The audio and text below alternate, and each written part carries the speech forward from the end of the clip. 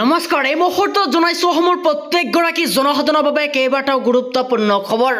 আজি হৈছে 13 জুন। লাখ লাখ অংগনবাদী আশা কৰ্মী জীৱিকা সখী টিউটৰ ৰান্ধনিৰ বৃদ্ধি পাব দৰমহা। লাখ লাখ অংগনবাদী আশা কৰ্মী জীৱিকা সখী টিউটৰ ৰান্ধনিৰ বৃদ্ধি পাব দৰমহা। এক ডাঙৰ খবৰ আহি পৰিছে। দৰমহা বৃদ্ধিৰ লগতে এককালীন সাহায্য লাভ কৰিব অংগনবাদী কৰ্মীসকলে। অংগনবাদী কৰ্মী সহায়িকাৰ সন্তানৰ বাবে চিন্তা চৰ্চা কৰিছে এবাৰ অসম চৰকাৰে। 1 অক্টোবৰৰ পৰা বৃদ্ধি পাব অংগনবাদী কৰ্মী সহায়কসকলৰ দৰমহা। আৰু ৰাজ্যৰ লাখ লাখ আশা কৰ্মী আৰু ছুপাৰভাইজাৰসকলৰ বাবে এক ডাঙৰ খবৰ। 10,200 টকালৈকে বৃদ্ধি কৰা হৈছে আশা আৰু ছুপাৰভাইজাৰৰ দৰমহা। আশা কৰ্মীসকলে 3,000 টকাৰ সলনি এতিয়াৰ পৰা লাভ কৰিব 4,000 টকাৰ মাননি। আৰু ছুপাৰভাইজাৰসকলে 9,000 টকাৰ সলনি 10,200 টকা মাননি লাভ কৰিব। আৰু 1 অক্টোবৰৰ পৰা লাভ কৰিব বৰ্ধিত দৰমহা। এই মুহূৰ্তত জনাইছো এক ডাঙৰ খবৰ। গুজৰাটৰ ঘটনাস্থলীত উপস্থিত এবাৰ গৃহমন্ত্ৰী অমিত শ্বাহ। আহমেদাবাদৰ এয়াৰপ্লেন ঘটনাস্থলীত উপস্থিত এবাৰ গৃহমন্ত্ৰী অমিত শ্বাহ। জৰুৰীকালীনভাৱে উপস্থিত হৈছে গৃহমন্ত্ৰীগৰাকী। সকলো ঘটনা তন্নতন্নকৈ পৰ্যবেক্ষণ কৰিছে এবাৰ গৃহমন্ত্ৰীগৰাকীয়ে।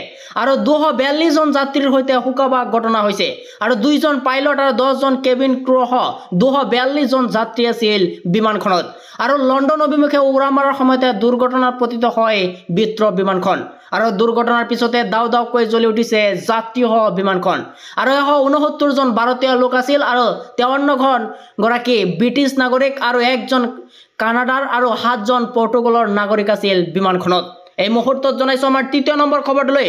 10,000 টকা ল'বলৈ সাজু আপুনি সমষ্টিয়ে বিতৰণ কৰা হ'ব ধন। আৰু ৰাজ্যৰ মহিলাসকলৰ 10,000 টকা লাভৰ বাবে পকা পাইছে তালিকা। প্ৰতিগৰাকী মহিলাই লাভ কৰিব প্ৰথম কিস্তিৰ 10,000 টকা। আৰু প্ৰতিখন জিলাৰ বাসিন্দাসকলে নিৰ্ধাৰিত দিনত লাভ কৰিব প্ৰথম কিস্তিৰ ধন। আপুনি কোন জিলাৰ বাসিন্দা? এই মুহূৰ্তত জনাইছো আমাৰ 4 নম্বৰ খবৰটোলৈ। আমাৰ 4 নম্বৰ খবৰতে আছে ডাঙৰ খবৰ। আমি অসম নেৰো। এনআৰচিত নাম আছে মানে অসমীয়া আৰু আমি ভাৰতীয়। মুখ্যমন্ত্ৰীক প্ৰত্যাহ্বান হাজাৰ হাজাৰ সংখ্যালঘুৰ। এই মুহূৰ্তত জনাইছো এক ডাঙৰ খবৰ। আমি অসম নেৰো, কোনো পধ্যে আমি অসম নেৰো। আৰু এনআৰচিত নাম আছে মানে অসমীয়া আৰু ভাৰতীয় আমি। মুখ্যমন্ত্ৰীক প্ৰত্যাহ্বান হাজাৰ হাজাৰ সংখ্যালঘুৰ। এনআৰচিত নাম থকা মানুহক হাত দিব নোৱাৰিব এতিয়াৰ পৰা মুখ্যমন্ত্ৰীয়ে। গাৰ বল খটাই সংখ্যালঘুৰ লগত অন্যায় কৰিছে।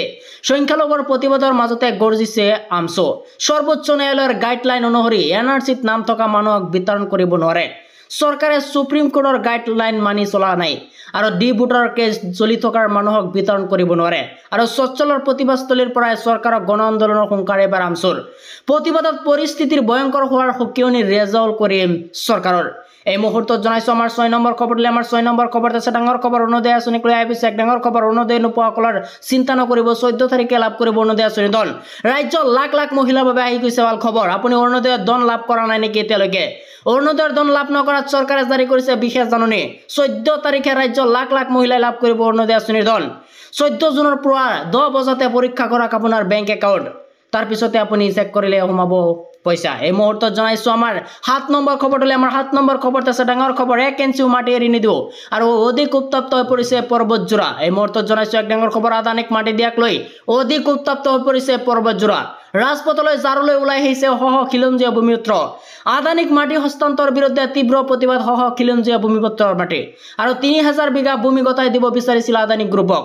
আৰু আদানীৰ তাপ বিদ্যুৎ প্ৰকল্প নিৰ্মাণৰ বাবে দিব বিচাৰিছিল ভূমি। আৰু কালি আৰক্ষীক ঘূৰাই পঠালে প্ৰতিবাদকাৰীয়ে। আৰু আজি পুনৰ জংগী আন্দোলনত নামি পৰিছে খিলঞ্জীয়া ভূমিপুত্ৰ। কোনো কাৰণতে আদানীক মাটি দিয়া নহ'ব বুলি হুংকাৰ এবাৰ প্ৰতিবাদকাৰীৰ। পৰ্বতজোৰা বাৰীত ৰাতিপুৱাৰ পৰাই প্ৰতিবাদ অব্যাহত আছে। আৰু বিভিন্ন ধৰণৰ শ্লোগানৰ উত্তাল কৰি তুলিছে বাহবাৰী অঞ্চল। আৰু হাতত জাৰলৈ প্ৰতিবাদত নামিছে হাজাৰ হাজাৰ পুৰুষ মহিলা।